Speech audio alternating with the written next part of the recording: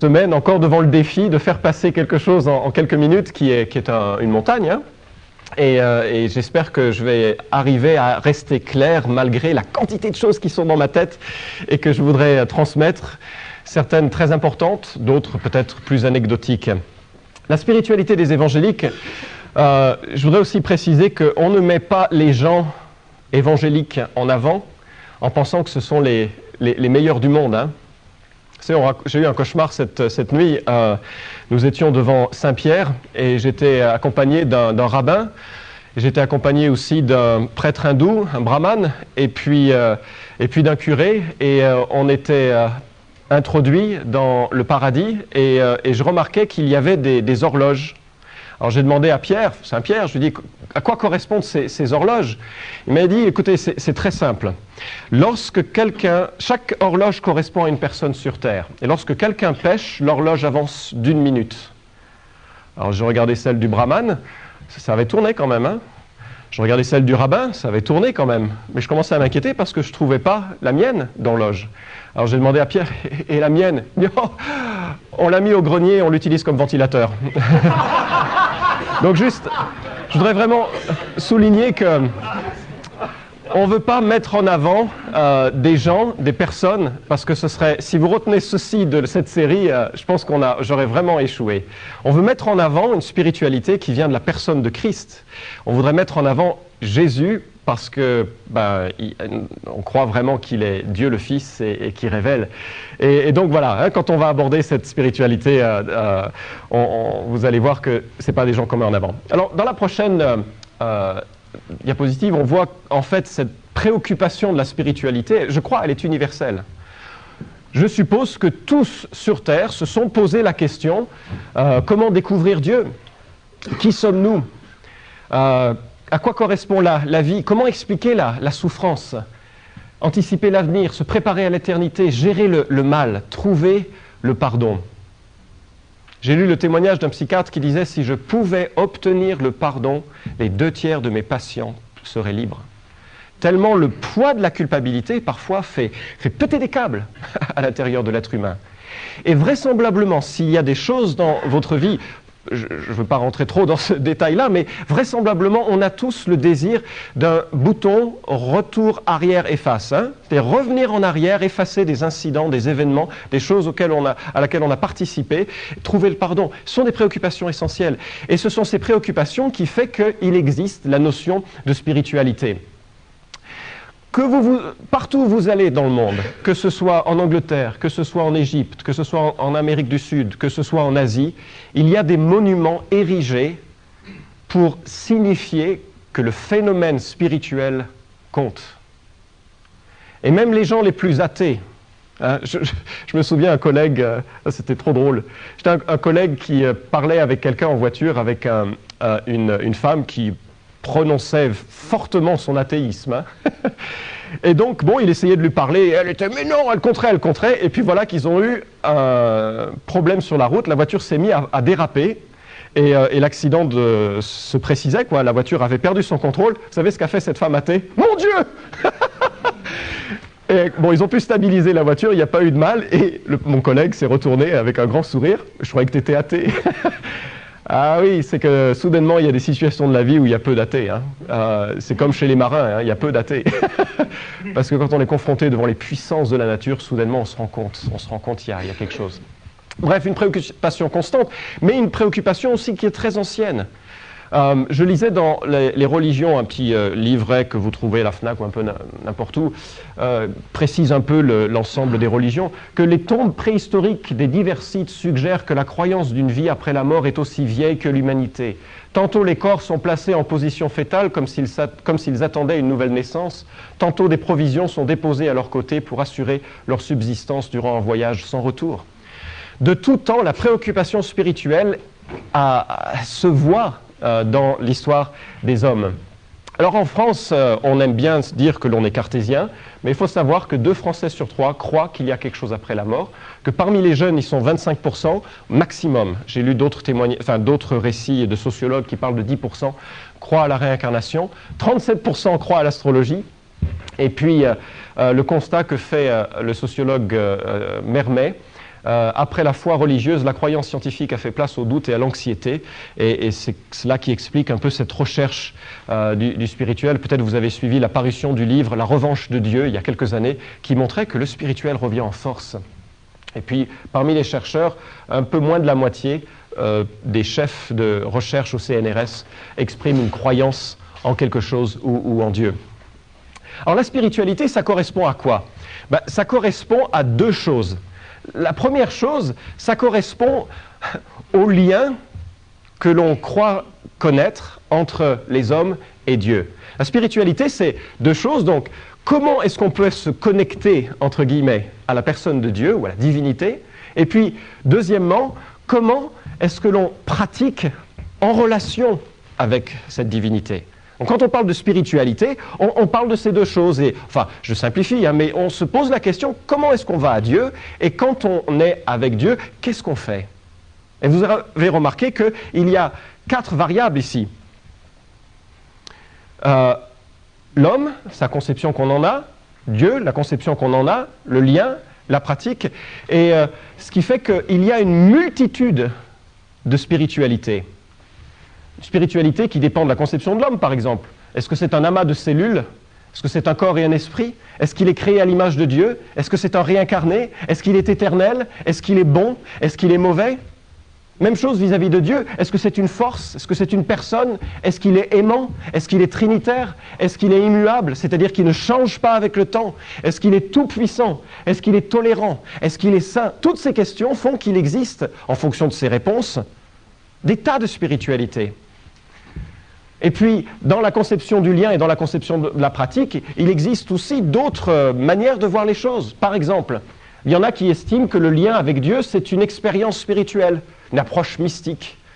Ce qui fait que, il y en a qui disent, à partir du moment où on fait une expérience avec Dieu, que ce soit une expérience avec le Dieu de l'islam, par les soufistes par exemple, ou bien que ce soit par la contemplation assez mystique catholique, ou bien que ce soit par certaines expériences du milieu charismatique aussi, que c'est toute la même chose. C'est une expérience qui unit l'homme à Dieu, et voilà, c'est cette expérience-là.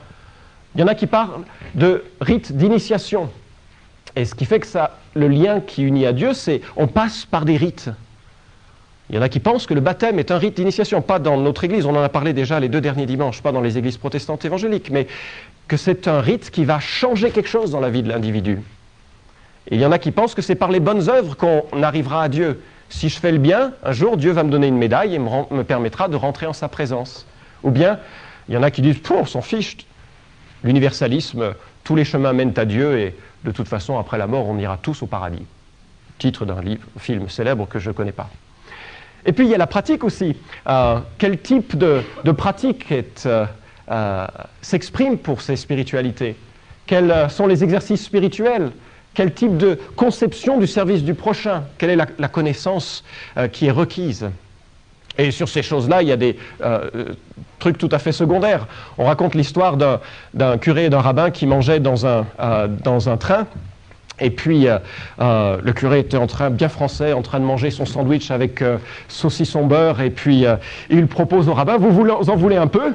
Alors, le rabbin dit, non, je ne mange pas de saucisson, c'est du porc. Vous savez qu'il ne mange pas cet animal.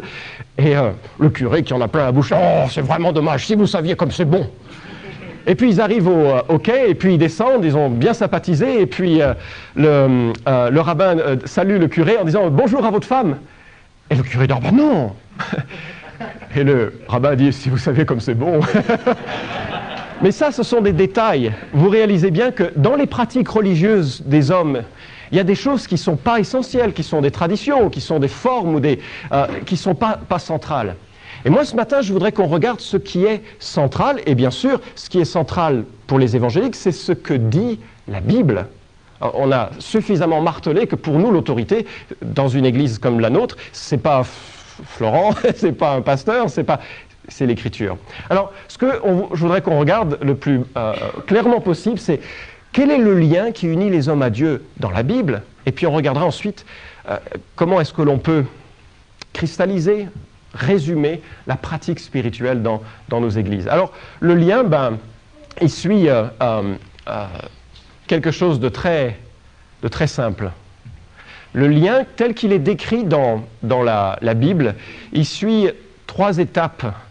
La première, celle de relation, je vais expliquer. La seconde, celle d'une rupture. Et la suite, celle d'un rétablissement. On regarde la première. Relation. La Bible dit que Dieu a créé l'homme à son image. Je ne sais pas si vous imaginez ce que ça a comme conséquence.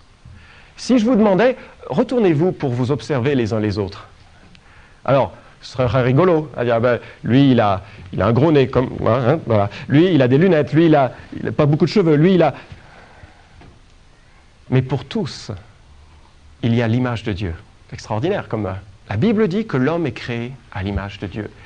Que l'homme et la femme avaient une harmonie et une communion parfaite au moment de la création. Que Dieu habitait parmi les hommes et qu'il n'existait qu'une seule restriction qui allait définir si l'homme choisirait le bien ou le mal. Et c'est cet arbre célèbre. Hein. On pense que c'est une pomme hein, dans l'imagerie traditionnelle, qu'Adam et Ève, ils ont mangé une pomme. Non, ce n'était pas une pomme, c'était simplement l'arbre de la connaissance du bien et du mal. Dans ce jardin que Dieu crée, une communion parfaite, une relation parfaite avec Dieu les uns avec les autres. Oui, mais voilà qu'il y a une rupture. On connaît l'histoire du serpent qui vient, puis qui dit « Dieu a-t-il réellement dit qu'il ne faut pas manger de cet arbre ?»« Allons, allons, soyez raisonnables. » Et puis ce qui se passe, c'est que l'homme se sépare de Dieu. Et cette séparation, cette rupture de relation, elle demeure jusqu'à aujourd'hui. Les gens disent « Je ne peux pas voir Dieu ». Mais évidemment que vous ne pouvez pas voir Dieu. Parce qu'il y a entre Dieu et les hommes un immense fossé qui est occasionné par un gros mot, le mot péché. Et c'est le péché, nous dit le prophète Ésaïe, qui sépare Dieu des hommes. Dieu n'est pas là, sur cette estrade, sous la chaise, derrière, visiblement, à cause du péché de l'homme. À partir de ce moment-là, Dieu et les hommes sont séparés. Mais à partir de ce moment-là aussi, dès le début, Dieu fait une promesse, la promesse d'un rétablissement. Et ça montre tout l'amour de Dieu. C'est que malgré le choix de l'homme contre Dieu, Dieu, tout au long de l'histoire, tisse un lien et fait une promesse pour essayer d'obtenir de l'homme qu'il revienne librement à lui. Alors, toute la Bible montre un Dieu qui tisse des chemins vers l'homme. Et Dieu fait une promesse à Ève, il fait une promesse à Noé, il fait une promesse à Abraham, il fait une promesse à Moïse, à David. Je ne vais pas les passer tous en revue parce qu'on y serait pendant plusieurs heures. Mais il y a plusieurs choses qu'il faut retenir. Et après, vous verrez comment c'est limpide. C'est que tout au long de l'histoire de Dieu avec le peuple d'Israël, son peuple élu, il y a une structure qui ressemble à cela. Ça, c'est le tabernacle. Vous avez vu le prince d'Égypte ? C'est un très beau dessin animé. À la sortie de l'Égypte, voici que Moïse prend le peuple d'Israël à sa suite, l'emmène par le désert, et là Dieu se révèle au peuple, et puis Dieu demande de construire une maison pour lui.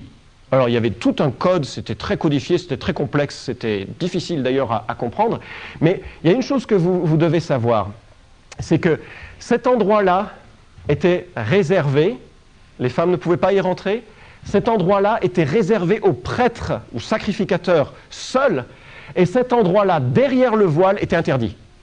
Le souverain sacrificateur n'y entrait qu'une fois par an, et vous savez comment il y entrait? Avec des cloches et une corde attachée aux pieds. Parce que si jamais il faisait une erreur, il était mis à mort. Pas par quelqu'un, par Dieu lui-même. Alors ensuite, les gens voulaient pouvoir le récupérer et sans avoir à rentrer eux-mêmes. C'était le lieu dont la Bible dit qu'il était très saint. Le lieu qui symbolisait la présence de Dieu. Vous trouvez que Dieu est accessible? Pas trop en fait. Hein? Et ça voilà comment c'était à l'intérieur, l'arche de propitiation, enfin sur des termes barbares, hein, mais pour quand on n'est pas à quoi ça correspond, voilà l'image d'un souverain sacrificateur qui s'apprête à rentrer avec un voile. Un voile. Et quand ensuite Salomon construit un temple à Jérusalem, un temple qui sera détruit, mais qui sera reconstruit par Hérode, quand il construit un temple, eh bien, il y a la même structure, sauf que c'est en dur et c'est plus joli. À l'intérieur, on a un voile qui empêche l'accès à Dieu. Le vrai problème de la spiritualité, c'est ça. Regardez. Une image du voile. Il y a entre Dieu et les hommes un voile. Pourquoi est-ce qu'il n'y a pas de relation avec Dieu? Parce qu'il y a un voile. Dieu est trop saint pour permettre à n'importe qui de venir le voir. Dieu est trop saint pour qu'on puisse accéder à sa personne. En d'autres termes, l'homme est trop sale. Hein, vous avez compris le pendant de cette, de cette observation. C'est pas une bonne nouvelle, ça. Alors, la bonne nouvelle, elle vient à la suite. Regardez. Le voile, il a été brisé. Je ne sais pas si vous vous souvenez, je ne sais pas si ça fait partie d'une scène de La Passion de Christ, ce film de Mel Gibson. Mais lorsque Jésus est cloué sur la croix, et auparavant, lorsqu'il est flagellé et torturé, enfin c'est affreux ce qui se produit, à ce moment-là, la Bible dit que Dieu prend toute notre crasse, la vôtre, la mienne, et il la place sur Jésus, et Jésus paye le prix du péché. C'est-à-dire que Jésus est jugé et condamné à la place des hommes et des femmes qui lui feraient confiance. Et lorsqu'il meurt sur la croix, regardez ce qui s'est produit. À ce moment, Jésus poussa de nouveau un grand cri et il rendit l'esprit. Et voici qu'au même instant, le rideau du temple, c'est quoi comme rideau? C'est le rideau qui séparait le lieu très saint du lieu saint des hommes. Le rideau du temple se déchira en deux, de haut en bas, la terre trembla, les rochers se fendirent. Et Jésus crie, tout est accompli. Qu'est-ce qui se passe?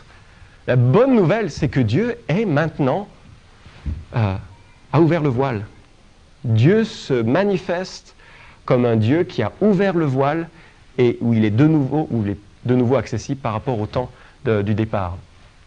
Le lien, c'est la croix, extraordinaire. Le lien de la spiritualité dans les églises protestantes évangéliques, c'est le fait que Jésus a tout accompli pour que l'homme soit libre d'accéder à Dieu. Regardez le verset que Paul nous donne en Romains. « Ils sont déclarés justes par sa grâce. C'est un don que Dieu leur fait par le moyen de la délivrance apportée par Jésus-Christ. » Vous voyez, là, on est unis à Dieu, si on le souhaite, par ce cadeau d'une grâce complète. Lorsque Jésus meurt sur la croix, il prend l'ensemble des fautes de ceux qui viendraient à lui en recevant ce cadeau. On a tous apprécié les moments de Noël où on reçoit des cadeaux, mais vous savez bien que un cadeau reçu ne veut pas dire qu'il est à vous encore. Il faut l'ouvrir. La Bible dit que Dieu fait un cadeau qui est celui du pardon, qui est celui d'une vie avec lui. Il faut l'ouvrir. Et la manière de l'ouvrir, c'est par la foi. Par la foi en ce qu'il a fait pour moi. Beaucoup de gens pensent que pour aller à Dieu, ce sont des bonnes œuvres, ou la religion, ou le mysticisme. Regardez, la Bible dit que ce n'est pas par les œuvres qu'on est sauvé. On n'arrive pas à Dieu par les bonnes œuvres. D'ailleurs, ce qui est normal, faire le bien, c'est normal. Pourquoi est-ce qu'on recevrait de Dieu une récompense pour faire le bien? C'est curieux comme on est dans notre tête. Faire le bien, c'est normal. Pourquoi est-ce que ça compenserait le mal? La religion aussi, il y en a qui disent que s'ils sont très religieux, s'ils sont dans les églises tous les dimanches, ça va les sauver. Mais pas du tout. Sinon, aller tous les jours à McDonald's, ça ferait de vous un hamburger. Aller dans l'église tous les jours, ça ne fait pas de quelqu'un un chrétien.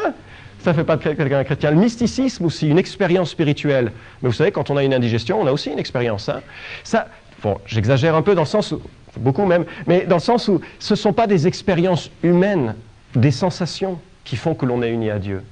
Mais c'est par ce que Jésus-Christ a fait. La Bible dit, par une offrande unique, en effet, il a rendu parfait pour toujours ceux qu'il purifie du péché.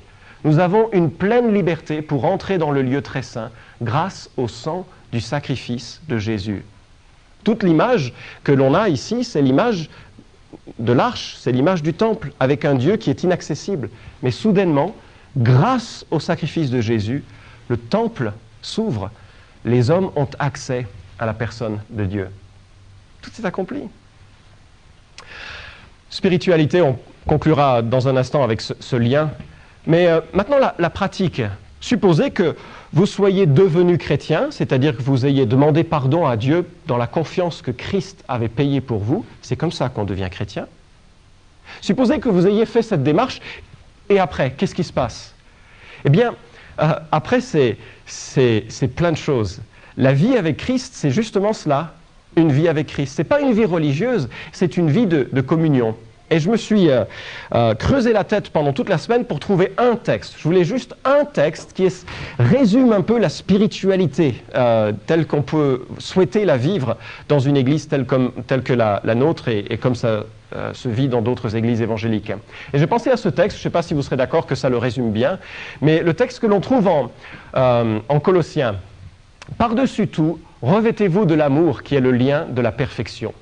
Que la paix du Christ, à laquelle vous avez été appelés pour former un seul corps, règne dans vos cœurs. Soyez reconnaissants. Que la parole du Christ habite en vous avec sa richesse. Instruisez-vous et avertissez-vous réciproquement, en toute sagesse, par des psaumes, des hymnes, des cantiques spirituels. Sous l'inspiration de la grâce, chantez à Dieu de tout votre cœur.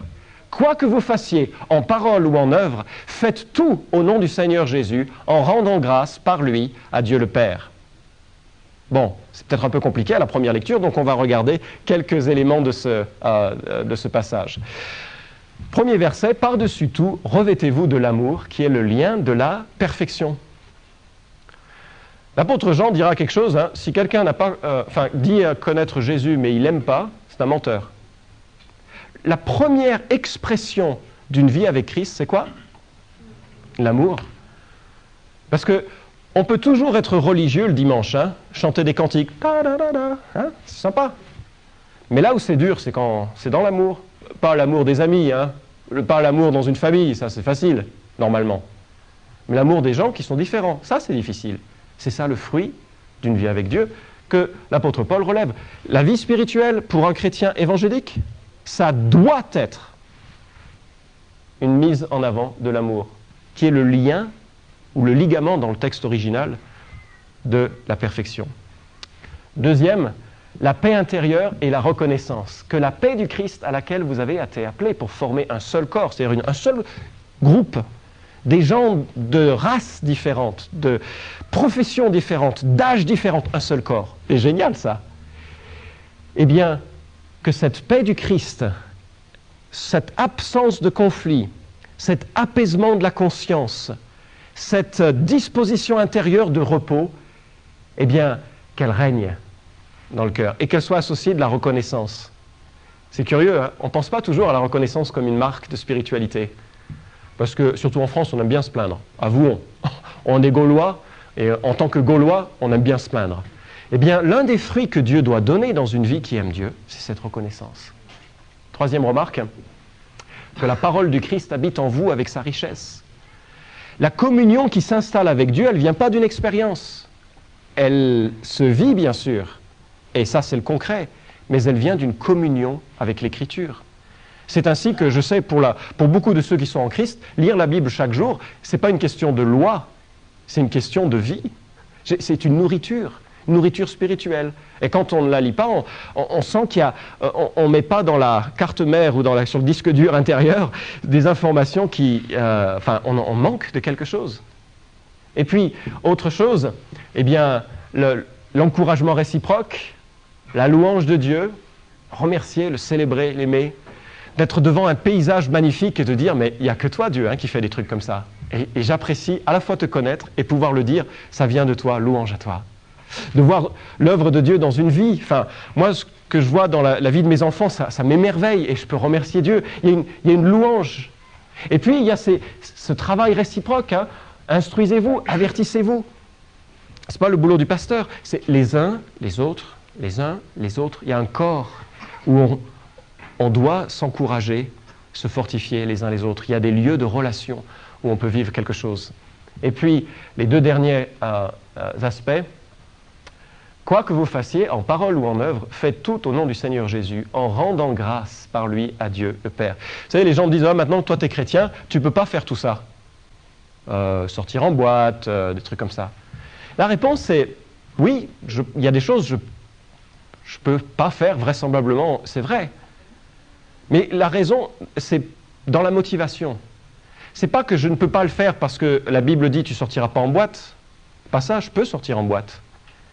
Mais il y a des choses qui ne vont pas vraiment être à la gloire de Dieu. Un peu comme dans un mariage qui se passe bien, l'homme et la femme cherchent à faire plaisir à l'autre. C'est une priorité, n'est-ce pas? Eh bien, il y a des choses qu'on ne fait pas simplement parce que ça ennuie l'autre. On ne le fait pas par amour. Eh bien, dans une vie qui est unie à Dieu, il y a des choses qui ne se font pas par amour. Et ce n'est pas une question de légalisme, ce n'est pas une série de lois qui tombent. Non, c'est une question de cœur. Un cœur et une conscience qui fait que pour les hommes, il y en a qui vont sentir la liberté de faire certaines choses, il y en a qui vont sentir que cette liberté-là les gênerait. Pour reprendre l'idée de la boîte, je ne sais pas pourquoi ça m'est venu en tête comme ça, mais il y en a qui peuvent tout à fait sortir en boîte sans être affectés par le climat de sensualité, et puis par l'alcool, par la drogue peut-être, alors que d'autres, s'ils mettaient le petit doigt, ils se feraient manger. Il ne faut pas qu'ils y aillent. Mais il ne faut pas qu'ils y aillent pourquoi? Par amour pour Dieu. Ce n'est pas une question de loi, c'est une question de relation. Et puis, et surtout, en rendant grâce par lui à Dieu le Père. Il doit y avoir cette attitude de reconnaissance. Normalement, un chrétien protestant évangélique qui vit avec Dieu, il doit être reconnaissant. Bon. Je vais conclure. C'est tout simple. C'est quelqu'un qui est pleinement sauvé, qui aime Dieu et qui aime son prochain. C'est ça la spiritualité évangélique. C'est ça qui doit être mis en avant. Et c'est ça qui peut être vécu par des gens de tendances très diverses. Je vais terminer avec 2 histoires. Je vais même terminer en avance ce matin. Miracle, presque. 2 histoires. L'histoire d'un bègue. Je l'ai déjà raconté à cette assemblée, je m'en excuse si elle est encore fraîche dans votre pensée, mais je trouve qu'elle illustre bien ce que je cherche à communiquer. C'était un camp très évangélique, d'adolescents pas très évangéliques. D'accord? Des adolescents blasés, qui aimaient Jésus comme... je ne sais pas comment d'ailleurs. Mais dans ce camp-là, il y avait un bègue. Quelqu'un qui avait de la peine à s'exprimer, puis qui avait un certain retard mental.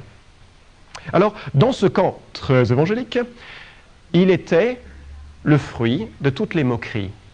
Vous imaginez ça? Déjà, on peut se dire, ils n'ont rien compris au film. Et lorsque c'était le jour d'une visite d'un village pour prendre des petits souvenirs, pour ramener aux parents, vous savez comment on fait dans les colonies, eh bien, il posait des questions du style où se trouve le bureau de tabac. Alors ça lui prenait 10 minutes, 10 minutes comme ça. Et ses copains, vous savez comment ils répondaient? Comme lui, il se moquait de lui, constamment. Et puis, chaque groupe de maisons ou d'étages, je ne sais plus comment ils étaient structurés, devait apporter une méditation biblique chaque soir. Ouais. Alors, à l'étage où se trouvait ce bègue-là, devinez qui est-ce qu'ils ont choisi pour apporter la méditation? Ah oui, lui, il voulait bien se marrer. Et donc voilà que toute la colonie est rassemblée, cette colonie très évangélique, cette colonie était toute rassemblée, les animateurs qui ne savaient pas quoi faire pour gérer ce problème, et puis ils ont demandé à ce bègue de venir. L'histoire est authentique, hein? Donner la méditation. Et donc il est venu, assez embarrassé, et ça lui a pris de longues minutes pour verbaliser ceci. J'aime Jésus, et Jésus m'aime. Et au départ, ça commençait à rire, et puis soudainement, c'est devenu très calme. Et puis il y en a un qui s'est mis à pleurer. Et puis un autre, et puis un autre.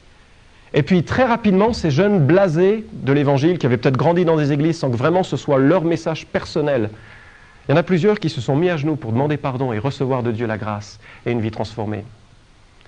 Moi, je trouve cette histoire admirable. Pourquoi? Parce que quelqu'un de tout simple peut glorifier Dieu.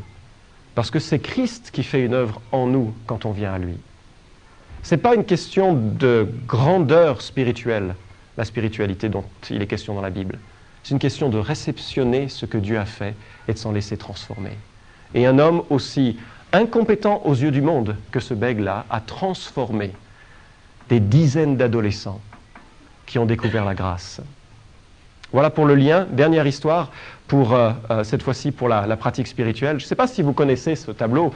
Il vient de Dürer Albrecht, un peintre hollandais. Ce que l'on ne sait pas, c'est un peintre du XVe siècle, hein. Ce que l'on ne sait pas, c'est qu'il avait un collègue dont j'ai oublié le nom, et d'ailleurs la postérité a oublié le nom, il a fallu que je fasse des recherches sur Internet pour le retrouver. Il s'appelait Franz Knickstein. Excusez l'accent. Franz Knickstein était, on l'appellera France, hein. Franz était un peintre aussi.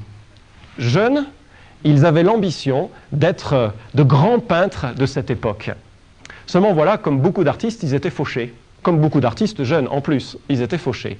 Alors ils ont décidé que pendant que l'un ferait une formation artistique dans les grandes académies de peinture d'Europe, l'autre travaillerait pour pourvoir aux besoins financiers de l'étudiant. Et quand l'étudiant aurait terminé son éducation, sa formation, ils inverseraient les rôles pour pouvoir devenir tous deux des peintres. Belle idée, non? De chrétiens. Le sort est tombé sur Dürer. Dürer a eu le privilège de faire des études. Il avait développé des crevasses et des muscles totalement incompatibles avec la délicatesse du coup de pinceau. Et témoin de ce sacrifice, il était bouleversé. Et pourtant, Franz, à genoux, un jour, priait pour le succès de son ami, Dürer, qui lui avait volé de bon accord, enfin, son art. Et à genoux, priant pour le succès de son ami, Dürer a été tellement bouleversé par le témoignage de cet amour qu'il a rapidement esquissé le croquis qui est devenu les mains jointes que vous voyez ici. Spiritualité exemplaire d'un homme qui, par amour, se met en avant son ami. Je voudrais croire, je sais que ce n'est pas le cas, toujours, que cela exprime la plus grande noblesse de la spiritualité qu'on veut mettre en avant. Alors, le lien, c'est Jésus-Christ. La pratique, c'est Jésus-Christ aussi.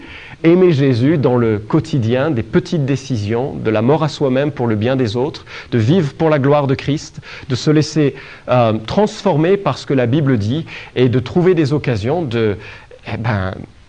d'être une lumière dans un monde qui n'en a pas beaucoup. C'est ça au centre de la spiritualité.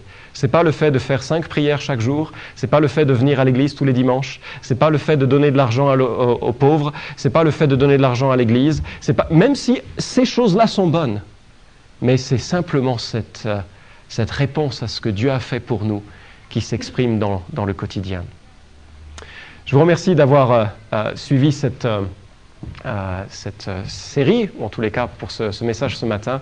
Et la semaine prochaine, on parlera du futur selon les évangéliques. Je vais prier, puis vous verrez afficher, comme chaque dimanche, des ressources supplémentaires. Si vous êtes du genre à fouiller davantage, vous pouvez vous procurer ces livres. Et je voudrais aussi vous dire que si dans vos cœurs, il y a cette soif de Dieu et ce désir de le connaître ou de faire un pas de plus, nous serions, nous, dans cette église, mais très heureux de vous aider. Dites-nous comment, on peut vous donner une Bible, on peut vous donner un évangile, on peut vous accompagner dans ce processus, on peut prier avec vous si vous le souhaitez, mais c'est à vous d'en faire un peu la démarche ou la demande. Mais je vais juste clore maintenant dans la prière. Merci. Éternel, je voudrais te rendre grâce parce que l'homme qui s'était rebellé contre toi, eh bien, tu ne l'as pas abandonné. Tu as tissé des liens tout au long de l'histoire.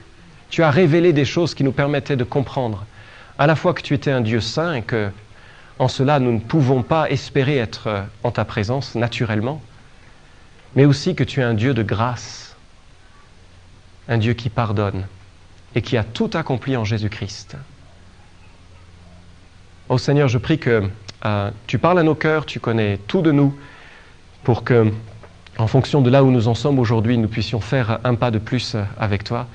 Merci encore d'avoir donné le témoignage de l'Écriture et de ces moments aussi que l'on peut partager. Bénis-nous, chacun d'entre nous, s'il te plaît, au nom de Jésus. Amen.